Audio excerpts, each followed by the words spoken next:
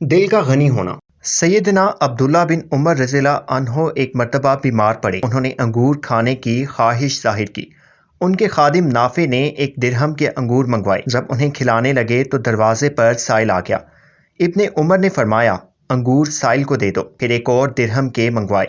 پھر سائل آ گیا تو وہ بھی اسے دے دیے۔ نافع نے تیسری بار خرید کر ابن عمر رضی اللہ عنہ کو انگور کھلائے۔